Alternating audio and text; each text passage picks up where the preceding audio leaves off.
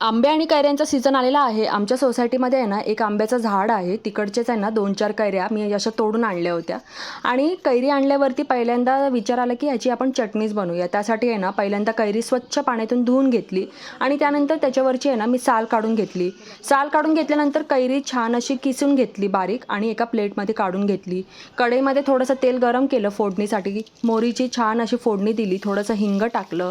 उभी कापलेली हिरवी मिरची त्याच्यामध्ये ॲड केली. ठेचलेला लसूण टाकला. कांदासुद्धा कापून छान असा परतून घेतला लाल होईपर्यंत आणि कांदा चांगला परतून झाल्यानंतर त्यामध्ये ना किसलेली कैरी ॲड केली आणि पुन्हा सर्व छान असं एकजीव करून घेतलं. थोडक्यात आपले कोरडे मसाले त्याच्यामध्ये ॲड केले. थोडीशी लाल तिखट, हळद, चवीनुसार मीठ आणि सगळ्यात शेवटी आहे ना, मी इथे थोडंसं शेंगदाण्याचं कूट वापरलं होतं आणि त्याचबरोबर थोडंसं चवीनुसार आहे ना, गुळाचा खडासुद्धा मी इथे वापरला होता.